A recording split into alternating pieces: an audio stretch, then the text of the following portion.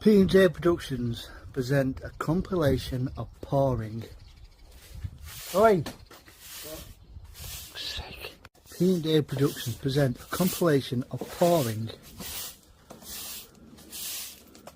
Where was it that? And that's it. Where do we find him? John Henry Slaughter will be able to help us. Do you know where he lives? Well, his uncle keeps a shop. Henry works for him. Check on that. You better go with him, miss.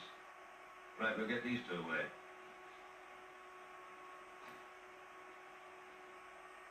Now, Mr. Randall, what was it you wanted to trade? Which is known for its Bakewell tarts.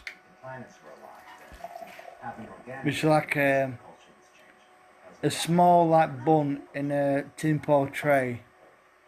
And there's like a couple of places that say it's the original Bakewell tart. Then about 5 miles from that place, there's a place where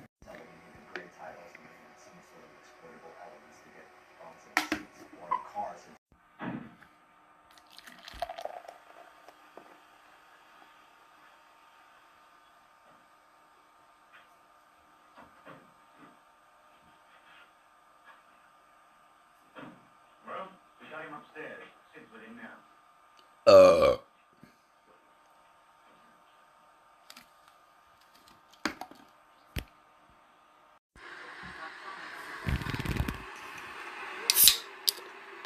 what do you think to Budweiser?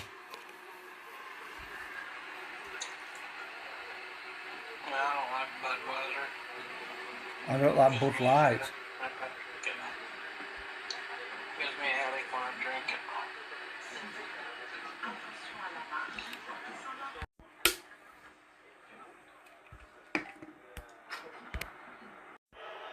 Rashida, can we just bring you in on that? Am I right in saying the way that the referee delayed his whistle? Yes, you got that correct. On the process standpoint, referees are asked when there is a very clear potential goal-scoring opportunity, even if they have a foul, to hold their whistle to allow VAR to review the protocol in the event that the decision for a foul is incorrect. But this is correct for the referee to hold his whistle to let the ball hit in the back of the net, just to allow VAR an opportunity.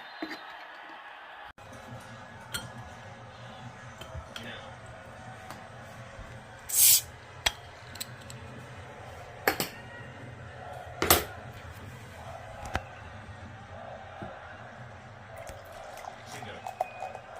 Amat to get round Brown. To task pretty well, but then Amat turns him and the pass was excellent. Kessié again. And not for the first time. In this second half, Kessié founded the penalty area and Amat starting to show what he can do. Protected again, Kessié. Really good battle down his right hand side for Cote d'Ivoire.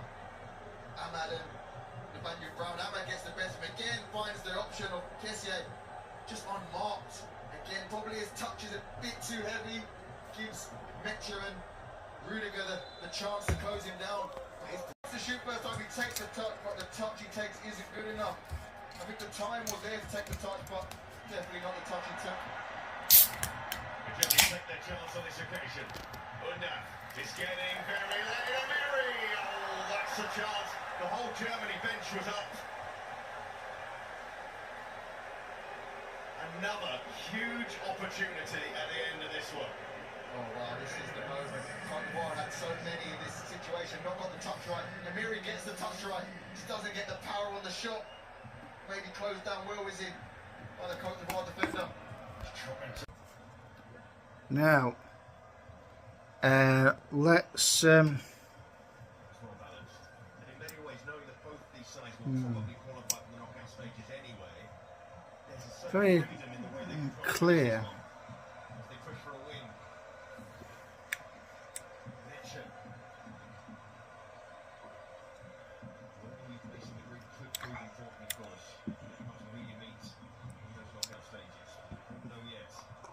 Ball sent in too close to Pavard.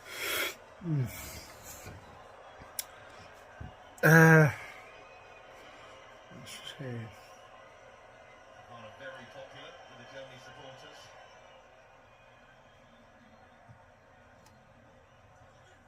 Well, that's strange.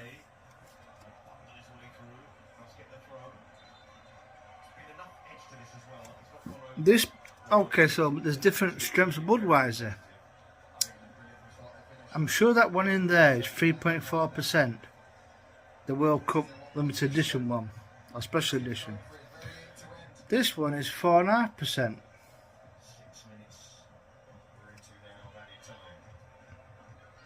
How can there be such a staggering difference of 1.1% ABV? I'll have to look at that fucking box again. I may have misread it, but I'm sure it said 3.4. But this is up from a box of 15. It's 4.5%.